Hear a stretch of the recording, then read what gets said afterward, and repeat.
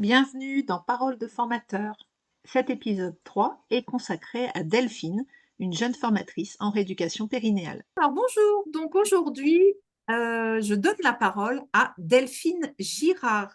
Alors Delphine, bonjour, je te laisse te présenter. Qui es-tu et quelle profession exerces-tu?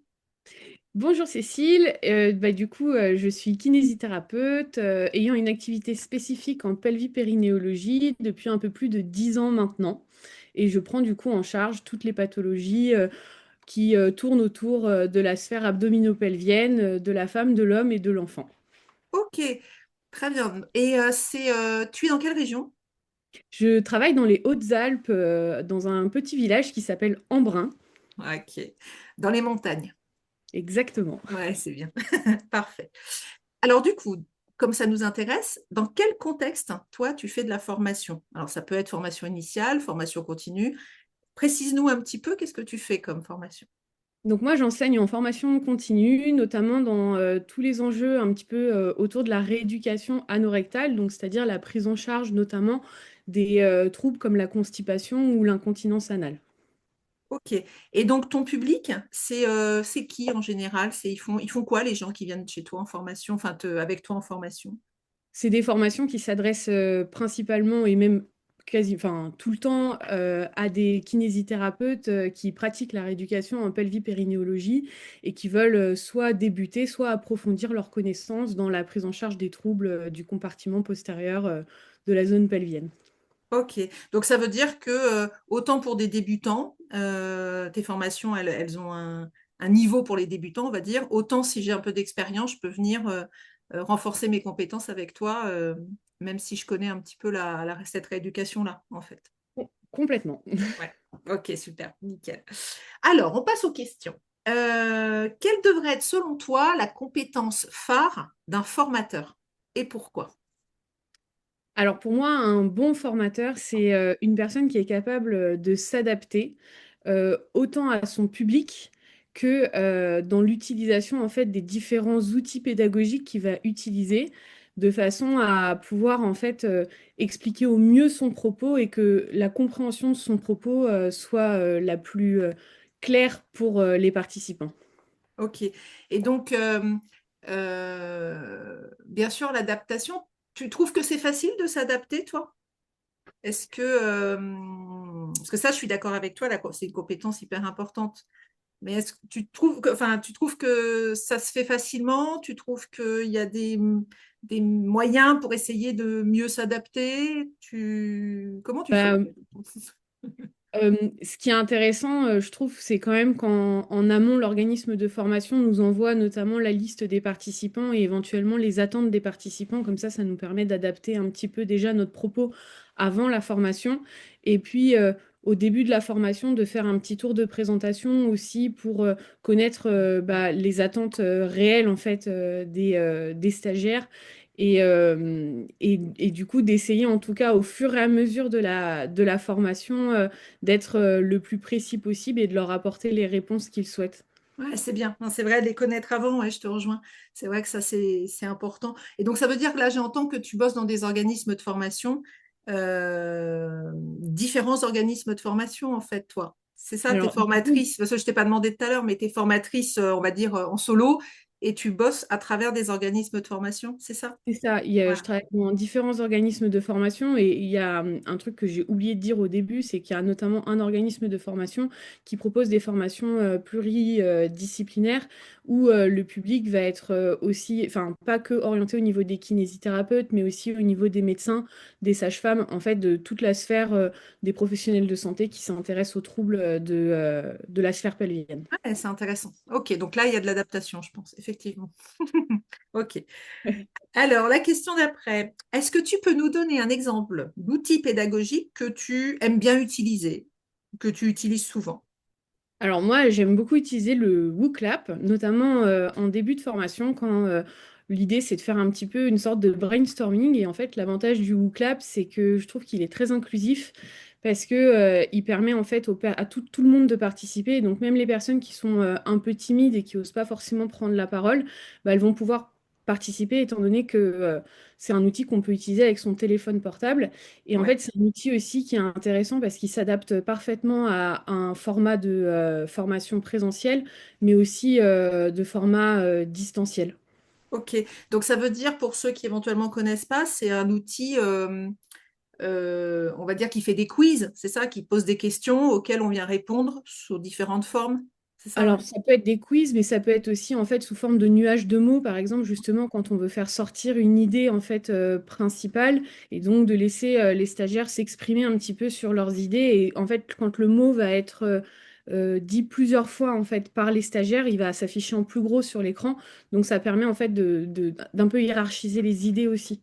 Ouais, c'est très bien. Et est-ce que c'est facile d'accès pour quelqu'un qui voudrait essayer? Est-ce que c'est un outil qui est assez instinctif ou est-ce que il faut quand même envisager un petit peu de temps pour bien l'utiliser? C'est relativement facile d'utilisation. On n'a pas forcément, enfin, on n'est pas forcément obligé, en tout cas, de prendre un compte payant pour pouvoir faire un WooClap en formation, parce qu'il y a une version gratuite qui nous permet déjà d'accéder à certaines possibilités, en tout cas. Mhm. Et en lisant un petit peu le site, on arrive quand même assez facilement à générer un WooClap pour les formations. Bon, ok, super. Merci, merci Delphine. Alors, question d'après, que j'aime bien celle-là. Quelle est la situation récurrente en formation qui te fait sortir de ta zone de confort et comment tu t'adaptes? Je dis que je l'aime bien parce que on n'est pas parfait quand on est formateur, on est en difficulté parfois et c'est bien de le dire et moi j'aime bien qu'on le dise. Et donc du coup, c'est quoi toi? Bah, moi, clairement, c'est quand en fait on me pose des questions qui sont très pointilleuses sur certains sujets et que j'ai pas la réponse de suite. Ok, Donc après, je reste humaine, je connais pas forcément toute la littérature sur toutes les petites spécificités de rééducation anorectale. Et donc en fait, c'est vrai que j'ai la chance de faire principalement des formations qui se déroulent sur plusieurs jours. Donc souvent, quand on me pose une question à laquelle j'ai pas la réponse, bah, je fais des recherches le soir et du coup, je leur apporte une réponse le lendemain. ok, ah, c'est bien. Et tu saurais expliquer, parce que je n'étais pas la seule, je pense, à vivre ça. Pourquoi ça te sort de ta zone de confort? Pourquoi le fait de ne pas pouvoir répondre à une question précise, comme tu as dit, pourquoi ça te gêne en fait? Parce que je pense que tu n'es pas toute seule à vivre ça. Je pense que c'est en fait vraiment une notion, bah, en tant que formateur, en tout cas probablement au début quand on donne de la formation, de légitimité où on a l'impression que en fait, comme on est le formateur, on est le sachant et du coup on a ce devoir entre guillemets de tout savoir, alors que en fait bah on reste une personne normale et que même si bien sûr on a travaillé nos supports de formation et que on a fait quand même beaucoup de recherches en amont parce que préparer une formation, ça demande quand même un certain travail en amont. Ça peut nous déstabiliser parce qu'on se dit, bah, j'avais pas pensé à cette question et c'est vrai que du coup, c'est toujours un petit peu Ouais. déstabilisant. On peut avoir peur aussi d'être jugé en fait par les stagiaires et de perdre un petit peu notre crédibilité. Je pense qu'il n'est absolument pas le cas, mais en tout cas, on peut le vivre comme ça. Ouais, c'est tout à fait ça. Et donc, ça veut dire que toi, ça t'arrive donc d'avoir des questions auxquelles tu ne sais pas répondre, à qui tu vas dire aux gens, ben, écoutez, là, je ne sais pas, mais je regarde pour demain, c'est ça? Ça se passe comme ça, en vrai? Complètement, ouais. Ok. Et après, je fais une petite analogie par rapport à notre pratique en kinésithérapie, mais c'est aussi des choses qu'on a dans notre pratique. Et on Hmm. m'a toujours dit qu'il vaut mieux en fait dire qu'on ne sait pas et qu'on va se renseigner plutôt que d'essayer d'arrondir et de répondre forcément à une question sans apporter vraiment de réponse. Ah, je suis tout à fait d'accord. Ok, bah super. Merci Delphine. Question d'après. Quelle formation as-tu réalisée avec Pédagogie Santé, donc avec moi? Et quel est l'élément principal qui t'a servi en fait? Quel est le truc que tu en retiens qui te sert actuellement? Voilà.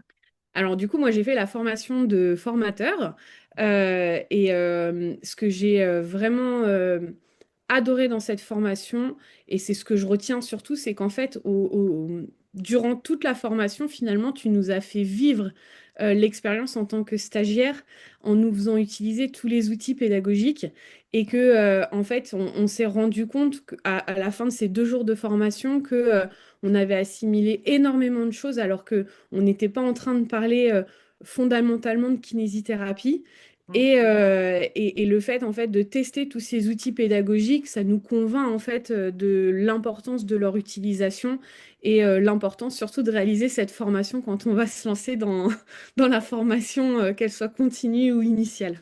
Ouais, C'est vrai qu'on s'était approché notamment lors du congrès des JFK parce que j'avais un peu ce sentiment de manque de légitimité à faire de la formation et du coup ta formation m'a énormément apporté. Pour me donner justement des outils et puis probablement plus de compétences aussi pour pouvoir former des kinésithérapeutes à la rééducation anorectale, même si c'était pas du tout le sujet de la formation qu'on a fait oui, avec. je sais. Je sais. Et tu as fait des formations depuis la formation de formateur qu'on a fait ensemble? Est-ce que toi, tu as fait des formations depuis? Alors, Est-ce que toi, tu pas. as animé des formations Ah ou oui, pas oui, encore? j'ai animé des formations du coup depuis cette formation et c'est vrai que c'était très intéressant de pouvoir tester en fait des outils Hmm. et de se sentir plus à l'aise. En fait, c'est vraiment ça, c'est que moi je me suis sentie beaucoup plus à l'aise et, je pense en tout cas avoir réussi à faire que les formations soient aussi un petit peu plus dynamiques et pas uniquement magistrales. Et là, ma dernière formation, c'était la semaine dernière, donc j'ai pas encore eu les retours des organismes, enfin de l'organisme de formation. Mais du coup, j'ai hâte d'avoir les retours pour justement voir un petit peu si c'était bien clair et que être sûr que tous les participants aient bien acquis les connaissances en tout cas et C'est qu'ils bien. puissent se lancer en rééducation anorectale. C'est bien. Parfait.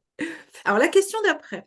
Euh, Imaginons qu'il y ait des formateurs débutants, même si toi, ça fait pas très longtemps que tu es formatrice, mais vraiment quelqu'un qui veut se lancer dans la formation en santé, quel conseil tu aurais envie de lui donner là? Bien travailler le déroulé pédagogique de la formation. Je sais que tu avais insisté sur cette notion, mais en fait, c'est vraiment une réalité, c'est que le fait de venir prendre le temps de bien écrire son déroulé pédagogique avec les objectifs de chaque session, avec les outils pédagogiques qu'on va utiliser, que ce soit pour, enfin, pour le déroulement de la formation, mais aussi pour l'évaluation entre chaque session, ça nous permet en fait vraiment d'avoir une suite logique. Et une fois qu'on a construit ça, bah, finalement, après, la réalisation du support, le contenu, enfin, c'est beaucoup plus facile à mettre en place. Ouais, donc c'est finalement se rendre compte, enfin dans ce que j'essaie de reformuler ce que tu dis, c'est de se rendre compte que finalement il y a une méthode et Mm. que elle est aidante, cette méthode. Enfin, ce canevas à l'avance, quoi. Enfin, Complètement. ok. Mm. Donc ça se prépare, ouais. Ok, très bien. Parfait, merci. Et la dernière question, une remarque de ton choix sur le métier de formateur en santé en 2025. Qu'est-ce que tu en penses? Qu'est-ce que tu as envie d'en dire? Voilà. Eh ben, je trouve que c'est une chouette aventure. Déjà parce que bah, ça permet un petit peu de diversifier notre activité. Ouais. Et puis, ça permet aussi de revoir certaines bases, que ce soit au niveau de l'anatomie, de la physiologie, des choses peut-être qu'on a un petit peu oubliées et qui nous permettent de nous replonger quand même dedans.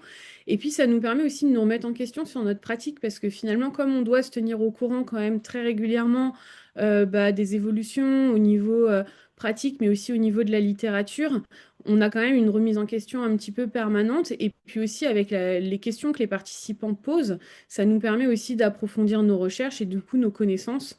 Donc finalement, c'est bien complémentaire avec l'activité de clinicien. Ouais, donc c'est bien ça. Ça veut dire que euh, j'aime bien cet aspect de remise en question, en fait, parce que c'est vrai que formateur, des fois, il y en a qui ont peut-être l'image de quelqu'un, on est formateur, donc on est, euh, comment dire, on a la vérité. Je caricature, mais voilà. Et en fait, non, c'est un métier qui nous remet beaucoup en question, souvent. Et si c'est ça qu'on vient chercher, ouais, c'est comme tu le dis, c'est bien.